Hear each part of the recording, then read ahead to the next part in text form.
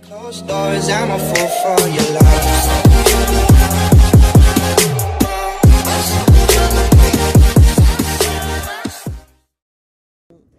Alam mo, nasanay tayo sa mga ganong linyahan, pero officially. Usual, yeah. Ang problema dun, official na Yun na talaga language yung, pack ng yun na mundo talaga yun yung eh. pronunciation ng Oo, team kaya sila. hindi natin pwedeng baguhin. Ayan, si Aljuz. Si Fams. Let's see. Pero I like Lockout the si Hellcurt Lunox. Yeah. pick dito since walang kaya. So isa rin naman itong kaya sa mga threats sa Hellcurt. Pero what do you think yung pwede pang i-pick dito ng either Atlas? Yeah. Because Hellcurt is not a joke. Sobrang space if ever mapabayaan siya. Hindi talaga. I feel like magandang counter yung Hellcurt laban sa Harit as well para mapigilan mo yung skill spam niya. Direct counter yan, di ba? Yeah, actually, malakas talaga si Hellcurt against big mages, against Lunox, Harit, and now the picks are going to be locked in for the marksman instead. As I said before, kung hindi mo ibaban si either iban mo si Kari or bigyan mo sila ng malupit na fighter, and either as predicted, kinuha nga yung Kari. Which is good. That's good actually. Mas makasurvive siya dito kasi madaming pangkuha ng atensyon ang Aider. Pwedeng manggulo si itong si Minotaur. Pwedeng manggulo si Tams in the team fights at mas makapag-free hit itong Kari to sino man gagamit. Yep. And at least na meron silang initiator and sustain kahit paano they do kompleto. May tanks and everything. So there you go. Akai and Kagura. So, kailangan natin malupit na assassin para sa Aider Atlas siguro. Who do you think will be the best pick? Maybe go for a Goshen, pero I don't think they would. Someone strong, Harley could work as well. We'll have to wait and see. For the meantime, I feel like okay din yung Kagura pick. Medyo mas makakapag-survive din yung... Okay. I like the Digi pick. Okay, ibang direction. So may taga-sagip sila dito and you can see the clear plan for either Atlas, no? Talagang poprotektahan nila si Kari dito. They will give all the space to Kari or doon sa Harit and si Digi siya yung magbubuhay dito sa mga course nila. And ikaw, what do you think with the Execration's lineup for now? I feel like Execration's lineup is better in terms of mas madali siyang i-execute, mas madaling pumasok sa teamfight, at mas maaga silang mag-online. Kasi maganda yung comp ng Aider Atlas, pero super late game niya. Late game lalakas ng Fams, late game lalakas ng Kari, late game din lalakas itong si Harit. Well, medyo mas mid game siya. Pero still, I feel like the composition is to protect. They want to go for team fights like we saw earlier from Evos, and that's gonna happen later on. Mid game magsa-spike yung Aider Atlas. Early game, mas level 4s, mas malakas yung kill potential ng Execration. Yes, and to be fair din naman, yung lineup ito ng Execration, they do have that early game power. Yep, power spike, no? With the good rotation and yung space para dun sa kanilang mga core. Tsaka si Kagura, siya yung hero na hindi mo kailangan ng sobrang daming items. Yeah, pakbet na pakbet yan. No? Comfort na comfort ni pakbet yan. Obviously, simula nung Kagura unang and season Cho, pa lang. hindi yan yung farming heroes na katulad ng Kari. Yeah, for sure. So, early game. Let's see. At ito na nga, sisimulan na natin ang Game 1 of this Best of 3 series, Execration versus Aider Atlas on the blue side. Pakbet will be using that Kagura. Tian for the Cho. Ito Max on that Leomord Lard for the Akai and SAPNU on that Hellcurt. And of course, Aider Atlas, we got Kenji on the Fams, LeBron on the Carry, Changu on the Harit, Ognimod on the Digi, surprisingly, and Lue on the Minotaur. So, survival ang labanan for Aider Atlas right now. And making sure na walang madadali in the team fight, I think that's so important for the red side squad. However, ang Execration, mas malakas ang level 4 nila. Mas instant yung turn on nila. At level 4, expect a lot of team fights na ipipilit ng Azul. Ng Execration. And I like din dito sa draft ng Aider Atlas. Sobrang safe, safe pick din sila. So, pagdating na medyo mid-game, it still depends on their item choices kasi all they have to do is to survive yung mga skills na ibabato ng Execration, and after that, you can counter-initiate kasi wala na silang may babato, and that's the best opportunity. So, you just have to survive. So, tingnan natin yung mga item choices na pipiliin dito ng Aider Atlas. Yep, not to mention sobrang goal dependent actually nung comp nila. Mid-game, kailangan may mga early game na crab, whoever, the fight on the top side, magandang aggression. Yun ang magandang aggression sinasabi ko. Actually, kailangan gamitin mo si Changu dito sa harit na to habang kaya mo. Dahil later on, mas madaming kill potential din na papasok for blue side. Secure a crab for the red. Lock in by Lord. Napakagandang hurricane dance dito, pero makakaligtas pa rin dito si Lue and the time journey. Uy, Zaman Force on the ground. Lord will go down. The knockup will stop Chago for a bit, but E2 Max gets a kill. Of course, on that's the a Minotaur. 1-for-1 trade. So, equal pa rin yung nangyari. And a nice backup from that dig, saving his teammates from that awkward position. Dahil napakaganda ng napakaganda ng respond ng Execration. Yep. Naging problema lang dun, after the save by Diggy is hindi na nagamit yung time journey para ma-save yung naka-lockdown ni Lord. Which is okay lang naman. At the same time, kailangan mo mag-fleeting time ng mabilis dito sa Diggy. I like the new Diggy. Mas malakas yung kill threat niya. Yung parang bomba-bomba. Hindi lang siya defensive, bomba gamer. So bottom lane. Dark Knight falls onto LeBron. And napakabilis na pick off. The pick-off that I said earlier, level 4, instant lalaban agad ng Exec, nangyayari nga. For the meantime, Aether trying to stay alive for the rest of the squad. Don't forget, malakas din ang late game potential nung fams ni Kenji. Kailangan nung bantayan yan na hindi din pwede pabayaan ng Execration. At the same time, malakas mangkuha ng atensyon yung fams na kailangan mo ding tutukan na ginagawa ngayon ng Execration. Yes, of course, tingnan natin Lue on the sidelines. Tingnan natin kung meron silang mahuli dito. But Execration is ready for what Aether Atlas will going to do. Tingnan natin, may hila nila dito si Lard, forcing out that ultimate for the Akai dito. Just to save himself, and alam nila na walang hurricane dance dito. So Gucci to. Well, may ultimate pa si Ogdimod, pwede pang lumaban. Same time, control lang ang ginagawa ng Execration. Nakakatawa dito, I feel like Execration should be ahead more sa composition nila ngayon.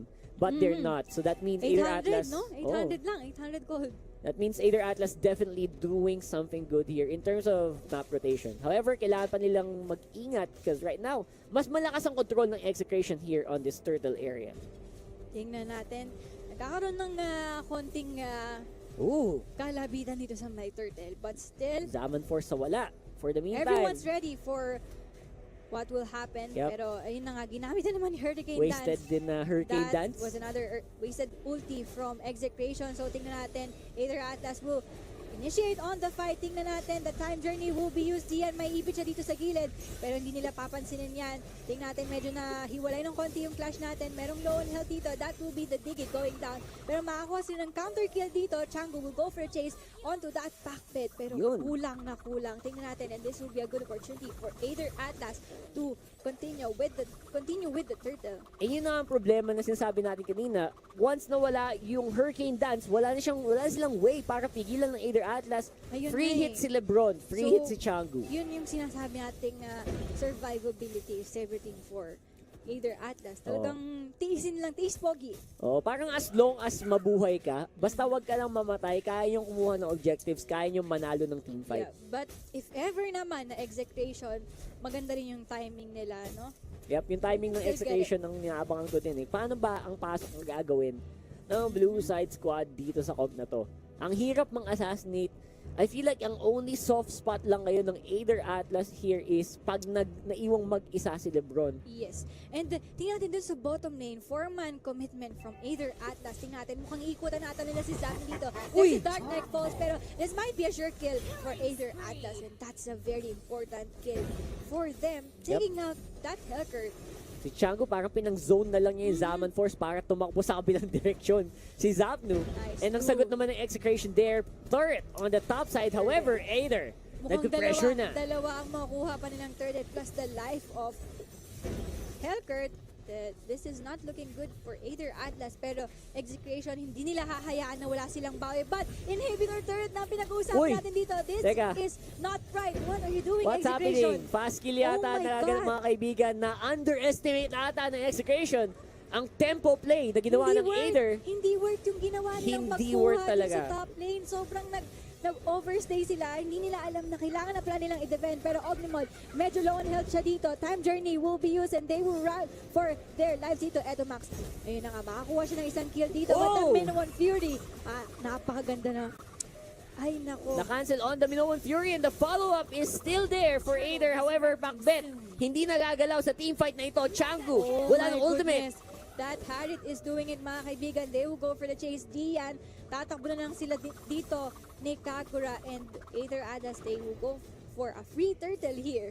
Wow, and that's because of that pressure on the bot side. Nagulantang ata ang ikot ng Execration. I am so disappointed, Oh. Kuya Rockheart. Bakit ganun ang naging call? Yun ang tanong. Hindi maganda. Everything's not worth it dun sa ginawa nila. So, nag-overstay sila sa top.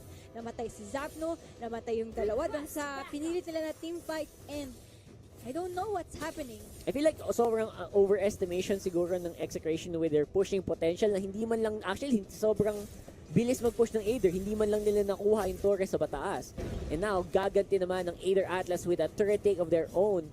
And now they are actually the ones in the lead despite the shaky early game that we saw earlier. Of course, napakagandang swing, turning point yung nangyari doon sa bottom lane.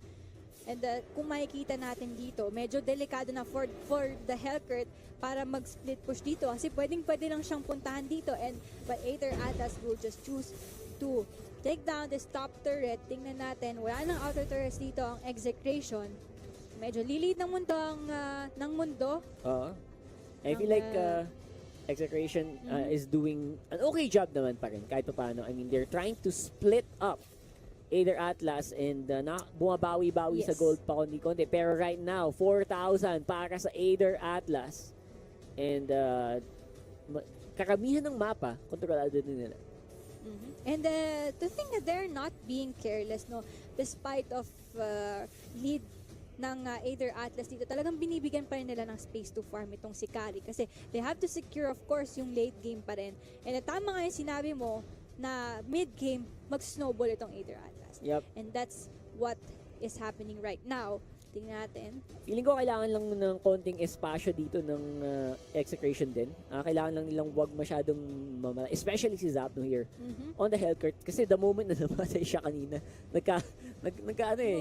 gumuho ang Gumuho balanse. na yung Nawala yung balanse tsaka between these parang two teams. hindi na ganun kaganda yung split push na ginagawa ng Hellcurt. Pero tingnan natin dito sa bottom lane, mukhang mapapatay nila yung Tamos dito and they will continue on the push dito sa bottom lane. Yeah, looks like ito ang With dapat the help of na... the Leo Mord yun, Yeah, of course, that's 2v1 on the bot side. So, because of that, free tower para sa Execration here. And napigilan yata yung plano ng Aether Atlas to rotate around the Lord area. Ang problema, mas kompleto sila ngayon. And wag lang nila gawin yung pagkakamali kanina ng ng Execration na wag na pabayaan si SAPNU. They should be fine. However, they're now zoning up around Dian and Lord. Yep. Pero do you think na kailangan sumama ni SAPNU dito sa Lord attempt ng Execration? Or I feel like Execration is actually powerful enough on their own. Yung 4 na miyembro dito ng Execration, kaya naman nila eh. Malakas ang area of effect nila, lalo pag naka-Phantom Steed mode si Leo Mord. So, E2 Max definitely keeping the, binabalanse lang din niya yung kakayanan ng Execration kasama yung Kagura, kasama yung Akai. So, I feel like free ikot din si SAPNU here for the meantime. yes, and tingnan natin dito. Aether Atlas going for the Lord at Execration is aware on that, pero tingnan natin dito kung paano magiging initiation ng Execration para maagaw itong Lord, and that will be a reset. Yep. Reset muna, and dahil sa ginagawa nila, actually lumalawang-lamang konti sa bot lane si SAPNU. Yeah. Mabilis lang yung mag-rotate ang Hellcurt kahit anong gawin nyo. Mid lane will go down, and the goal lead starting to whittle as well. 1.5k for the red side squad. Yep. Pero binabawi naman agad nila. Nababawi nga indeed, and good job for SAPNU na pinupush na tong bottom lane, which is ito yung lane na wala ng inhibitor turret. So if ever mapabayaan nila to, medyo bawi ng konti. Yeah, actually, yun nga, mas malakas yung pushing ng Aether Atlas sa bot lane eh. Kaya kailangan na titigan din ng Aether yan. Ng Execration And yun. that's what will Hellcurt do. Tingnan natin. At napakaganda rin kasi hindi pwedeng mag-stick ng Aether Atlas dito eh. Kasi once mapabayaan nila yung Hellcurt, pwede silang dire-diretso ito. Oh, speaking of Hellcurt, Dark Knight Falls para kay Lue. that will Of force course, out that survive time journey. muna. And forces time journey, don't forget may immortality pa din si Lue. So pwede siya mag-engage hanggang gusto niya as long as the rest of the team is there. Pero And Lord, dito kailangan ng mag-respond ng Aether Atlas, and there you go, tingnan natin. Kailangan nilang agawin dito. Zaman Force will be used, plus their Hurricane Dance. Lord, low on health siya dito, pero sa gilid, that will be Dian. Hinahabol sila dito ni Lebron. Tingnan natin, Lord is low on health. Kung sinong makakalasit to, but that's the Kagura stealing the Lord, mga kaibigan, but 3-man will fall down for Execration at isang inhibitor turret. So medyo nakabawi dito ang Execration. That will force out Aether Atlas to respond to what SAPNU is doing on the bottom lane. So goods pa rin, no? Win-win situation for the both of the teams natin. Equal lang yung nangyayari eh. actually, yeah, because of that, makapush ang bottom side. And si Lebron masama ang pwesto na dali ni SAPNU with the execution of this Hellcurt. Medyo nahirapan silang panatiliing buhay yung marksman, and that was a bit of an overextension na una. So that was a big mistake there. On the bottom side, nagpo-push yung Lord. Basag pa yung inhibitor turret. So what do you think happened dito na naka-comeback ng konti ang Execration? Do you think na dapat ba na talagang inaraw-araw nila si Hellcurt? Kasi medyo napabayaan nila after nung gank nila, nung magandang gank nila dun sa baba at yung inhibitor turret takedown nila. Pinabayaan na nila yung Hellcurt eh. Yeah, pwede mo sabihin yun, pero at the same time, mahirap din, yes. Sisihin. Kasi pag sinagot mo yung Hellcurt, parang walang nangyayari din eh. So, ang ginagawa ng Aether, nanggugulo lang talaga. Tingnan natin, Dark Knight Falls will be activated. Execration doing their job, taking down that turret. Tingnan natin silence on to Kenji, pero Lard dito forcing out that ultimate. Lalaban pa dito ang Aether Atlas, pero Lebron, the carry, mga kaibigan, low on health na rin siya. Monster kill for the Harry. Tingnan natin, dalawang magkaibang clash ang nangyari doon sa top. Meron silang hinahabol, but still, backped dito. Saving his teammate, pero Lard will still fall down at that Harriet is doing it, mga kaibigan. Godlike strike, air to max. O mamamatay pa ata dito. yes, 4-man will fall down, and that's a nice defense from Aether Atlas. that's a good defense there from Aether Atlas, although syempre nag-suffer sila. Wala na silang inhibitor turret, and hindi masyadong maganda.